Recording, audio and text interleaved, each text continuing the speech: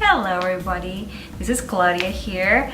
I am one of the social media editors and contributors here at Blend, and for those who don't know me, I usually talk about mental health in the LGBTQ community, Latino community, and those who belong in both of them. So today I wanted to talk about first saying congratulations, India. Finally, one of the oldest laws in the world has finally been reviewed and completely, I would say, re-described and destroyed in its way. And I think it's such a big step for the LGBTQ community.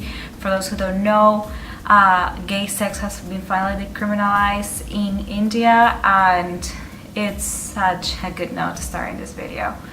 But another thing that made me realize is that there are a lot of things that we still need to do as a community and as human beings so we can all become equals in the eyes of another. And that also brings me to a very little point that I saw a few weeks ago when I was like browsing through my Facebook. And it was this little comment that I saw about somebody that I know not quite closely in my life, but like still I feel I knew this person and their opinions, and this threw me off a little bit. So here it goes. Just for background, I don't know if you guys have ever heard about this little boy. He's 11 years old. His name is Desmond, and he loves wearing clothes as drag queen. He has a drag queen persona. He has been popularized thanks to this video in 2015, I think. Yes, 2015, on the Gay Pride Parade on New York City. And he was the boy that had the long rainbow tutu skirt, and he was living his best life, and it was beautiful, and that's how he became popular. Recently, I believe it was Now This, I have it here, Entertainment, that they published a new video about him and the work that he's been doing for other kids to be themselves, and this video was very, very positive. This person then took this video and kind of like made a turn, and not quite a positive way, and I think it's all mostly based on misinformation, because I don't feel this came from a malicious point of view. It's just a very misinformed. So here's what it says. This person published the video and they put in the caption, "Trans people don't exist when parents let their kids be free. More kids like this, please."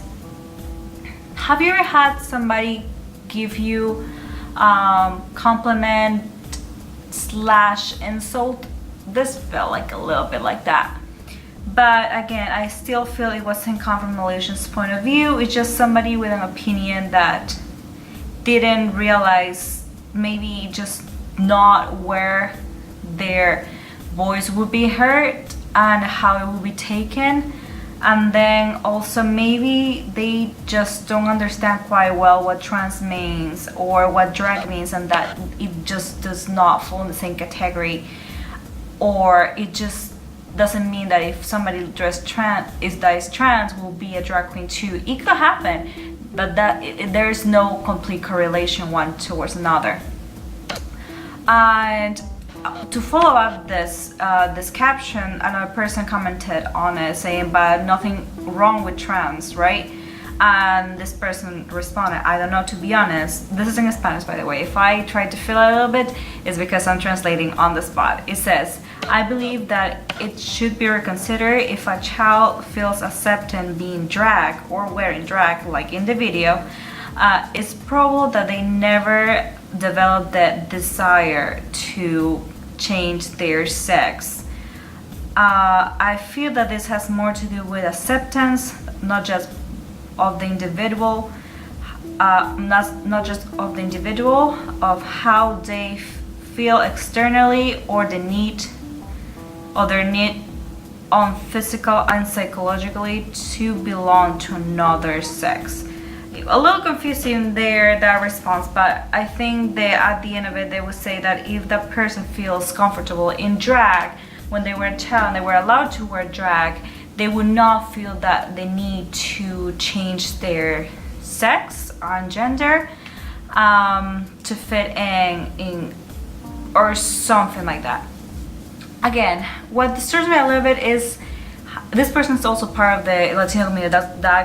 That's why I'm touching it, because I feel as a whole, our community as a whole, as I am part of the Latino community, it does not have much information on in general of LGBTQ community, but mostly on trans community. And they tend to see all these new shows that are coming out if they have access to them, or if they feel comfortable enough to see them, like Drag Race, etc. And they think one may be the same as the other.